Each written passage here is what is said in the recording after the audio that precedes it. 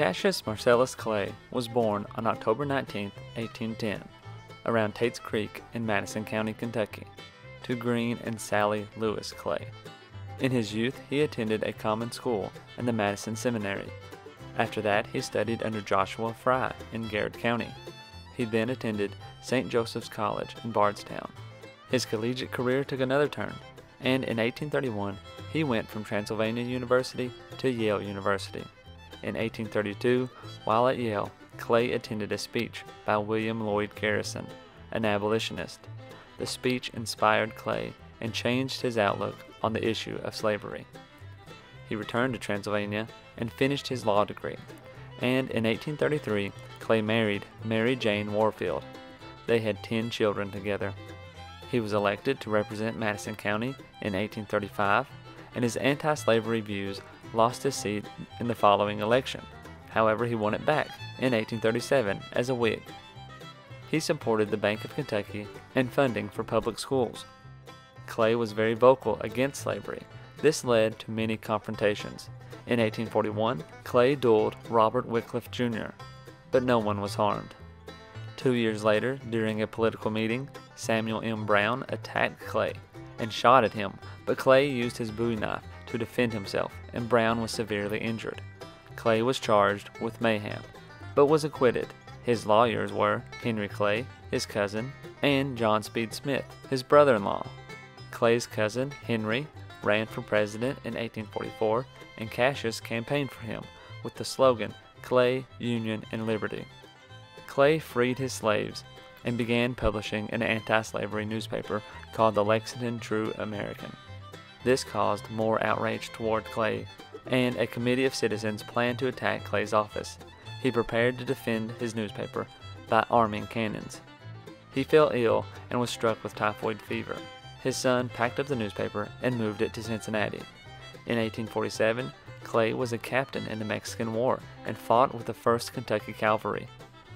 Clay made a speech for abolition in 1849. He was attacked by the 6 Turner brothers, who beat, stabbed, and tried to shoot him. In the fight, Clay fought off all 6 men using his Bowie knife and killed Cyrus Turner. He returned to Kentucky and continued his anti-slavery message. He met with John G. Fee and donated 10 acres of land for Fee to start a church school community. The school became Berea College, which still operates today. Clay founded the Republican Party in Kentucky and campaigned for the first national Republican ticket in 1856, and in 1860 he was one of 10 people thought to be a possible presidential candidate. Clay supported his friend Abraham Lincoln for president, and when Lincoln became president, Clay was appointed the Minister of Russia. He came back from Russia in 1862 and was commissioned a Major General at Lincoln's request, but he publicly refused unless Lincoln agreed to free all slaves under Confederate control. He went to Kentucky and campaigned for support of the Emancipation Proclamation. He also gathered 300 volunteers to help protect the White House from the potential of a Confederate attack. Being the Minister of Russia, he was also able to secure Russian support for the Union. Russia threatened Britain and France with war if they acknowledged the Confederacy.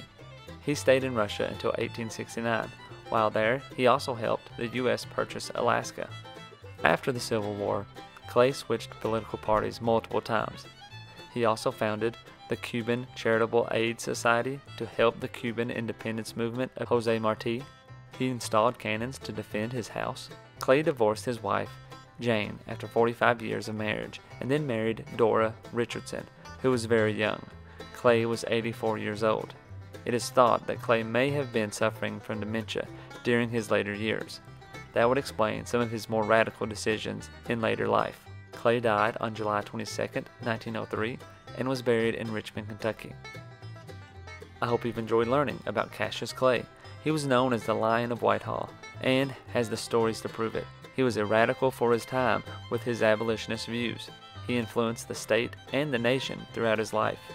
He is one Kentuckian that shouldn't be forgotten.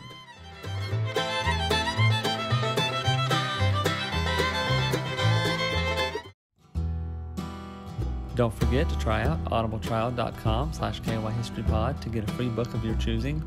If you'd like to support the channel, check out our Patreon page at patreon.com/kyhistorypod. Like, subscribe, and hit the notification button for more Kentucky history content. Find us on these social media platforms and check out the Kentucky History Podcast on these podcast platforms for more in-depth history of Kentucky. Thanks for watching, and we'll see you next time.